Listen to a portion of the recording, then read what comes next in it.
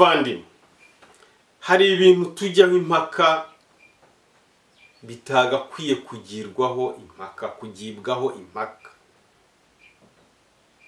Nk'ubu dushyize mu gaciro mu bwenge Imana yaduhaye, twakagombye kujya impaka abantu bamwe bavuga bati Yesu ni Imana, koko abandi bavuga ngo si Imana.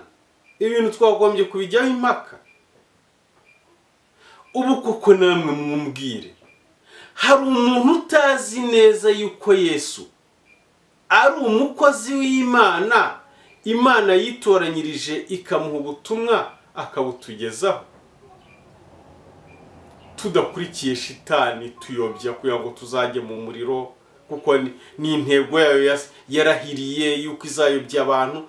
Ariko se koko namwe mumbwire, ubu koko birakwiriye yuko umuntu yaba yarize, afite amashuri, yarize za kaminuza, yarize za hehe, igihugu ndetse bamwe hari nabo cyishyurira, ariko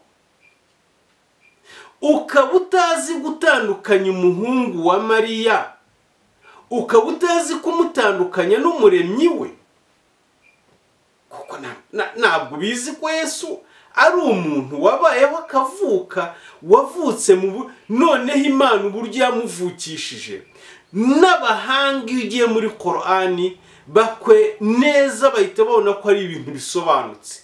Kugira ngo Mariya atwite, n'ubundi Imana yacishije roho yayo iyicisha ahantu yakagombye n'ubundi aho umwana yinjirira, umwana aca kuri nyababyeyi. Ariko se tureke ibyo gutekereza kure. Ubu koko Yesu ni Imana, Mariya akaba yaratwite Imana mu nda ye?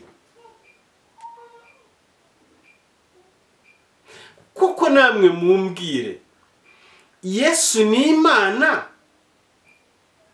Imana ikaba yarabaye mu nda ya Mariya amezi 9 y'umwana amaramo.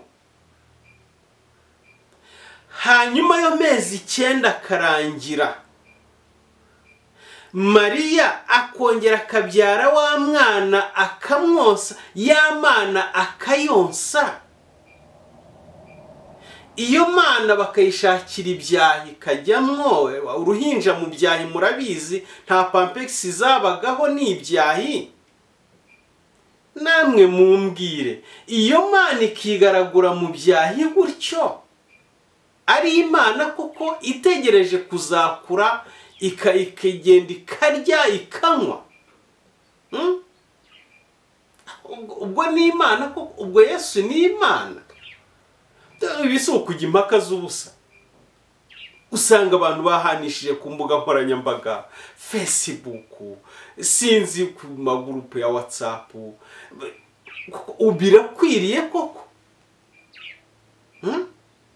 Buriya Mariya yonsaga Imana, ikituma nk'abana nyine, akayihanagura, akayitunganya, akayikorera amasuku. Imana irakura, Imana barayihungisha. None se niba Yesu ari Imana, akantu mukumve, tukaba tubizi neza yuko Bibiliya igaragaza neza yuko marayika yaje akabwira Yosefu ngo ahungishe umwana. Ese marayika Gaburiyeli yabwiwe na Yesu cyangwa hari undi wamubwiye utari Yesu ngo bamuhungishirize mu Misiri kubera yuko Herode ashaka kumwica? Ese urashaka kuvuga yuko Herode kiriya gihe yashakaga kwica Imana? Ikintu bavandimwe, aha hantu mwahatekereje neza. Umuntu yavuga Imana ukamenya yuko uvuza Imana, wavuga Yesu, umuntu yavuga Yesu akamenya yuko, ukamenya uti nubwo mvuze Yesu ntabwo mvuze Imana, ahubwo mvuze umukozi w'Imana. Ibi byakunanira koko? Uzi kongera gutyo nkumva no kuri radio, nkumva umuntu ukomeye abantu bose bubaha, wenda w'umunyamakuru akaba ati ubu rwose Imana yatuvukiye, ati Imana yavukiye iwawe. Ibyo bintu koko nk'umunyamakuru, ayo makuru kuki utayahiga? ubwo simvuze mu batari abanyamakuru, ukumva umuntu ni umuntu usobanukiwe ariko ugasanga ntabwo azi gutandukanya Imana na Yesu, ntamenye gushyira ibyiciro buri uwo ari we wese, niba ari Uwiteka ngo amushyire mu cyiciro, niba ari Yesu ngo amushyire mu cyiciro cye. Yewe natangaye naho umuntu twagiye impaka akamwira ngo Yesu ni Uwiteka. Nose ni Uwiteka gute kandi yaravutse? Nose ubwo niba yaravutse mu nda ya Mariya ubwo yari Uwiteka? Iyo umuntu atarajya mworoho, iyo umuntu mu munsi wa mbere akiri mu nda, ageze mu nda ya nyina, bavandi nta kintu aba ari cyo, yaba Uwiteka gute kandi hari igihe cyabayeho atariho? Yaba Uwiteka gute amahanga yose, isi yose yirwa yamamaza ko Yesu bamwishe? None se niba yarapfuye, niba wemera ko bamwishe, yaba Uwiteka gute kandi hari igihe cyageze agapfa? Wivuga ngo yarazutse, ariko yazutse hagati yo kuzuka no kubaho hari icyabayemo, habayemo urupfu. Hagati ni ukuvuga ngo niba we mu myemerere yawe, twebwe abayisilamu ntabwo twemera ko Yesu yapfuye, ariko we mu myemerere yawe uvuga ngo Yesu ni Imana, ukamwita Uwiteka, hagati ya Yesu wigishaga, hagati ya Yesu uriya watuburaga imigati, Yesu uriya wakoraga ibitangaza, na Yesu muvuga yuko wazutse, hagati yo kuzuka, mbere yo kuzuka hari icyabanje kubaho, habanje kwapfa. None ubwo niba yarapfuye yaba Uwiteka gute? None se ubwo yapfa ubwo aramutse apfuye, umva noneho umuntu akabyicara, abantu baba barize, ngira ngo barize, ntibuse navuga ko ari ryari, nkayorwa igihe bigiye, niba barigaga abandi batashye, umuntu agahuruduka yarize ngo ariko ubwo ngo kuki utemera ubushobozi bw'Imana?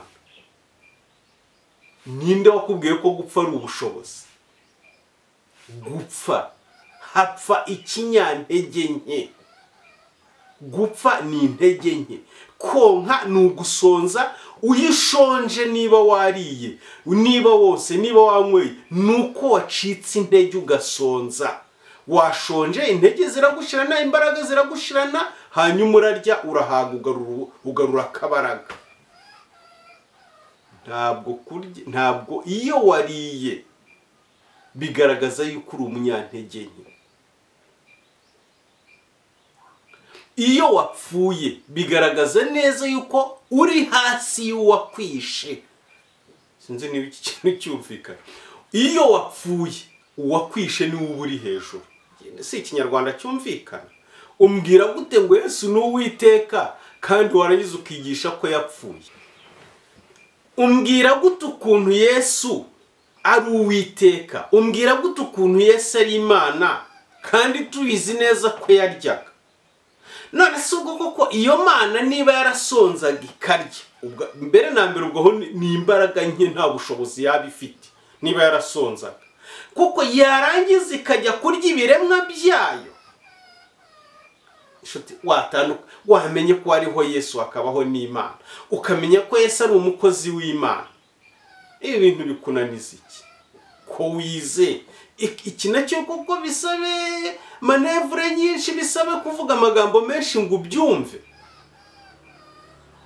None se Bibiliya kuko nawe ntabwo yemera ko Imana ipfa, kandi wowe wigisha ko Yesu yapfuye. Nyamara twebwe abayisilamu twemera ko Imana yazamuye Yesu ikamujyana iwayo, ikamuhungisha abanzi be bashakaga kumwica. Ariko iyo si yo topic yacu. Nshuti yanjye, ngaho reba muri Timoteyo wa mbere ibice bitandatu ku murongo wa 16 ngo niyo yonyine ifite kudapfa, niyo yonyine ifite kudapfa. None urigisha ko Yesu yapfuye kandi urimo uramwita Imana. Niyo yonyine ifite kudapfa, iba mu mucyo utegerwa, nta muntu wigeze kuyireba habe namba, nta n'uwabasha kuyireba. Icyubahiro n'ubutware bibi byayo, amen. Mujyane icyubahiro ahantu gikwiriye, musigeho. Yesu ni intumwa y'Imana, ni umukozi w'Imana yakundaga, ari mu bantu Imana yatoranije, ibavukisha mu buryo bw'igitangaza. None ukoze ntabwo ari kudeta, ahubwo ni imibare mikeya. Ubwo rero iri somo reka ndisubikire hano. Ndabizi no muri komenti bari bwongere bagira ikindi kintu bandika, ariko niba iri somo waryumvise nk'ibisanzwe, niba utarakora subscribe gerageza uyikore, niba utarakora gerageza ni iri somo rega gukora subscribe biramfasha, sibanga bingaragariza yuko ndi kumwe n'abantu, nkagira umuryango mugari unkurikira. Wankora ya like ibimpa icyizere yuko isomo ryanjye waryumvise.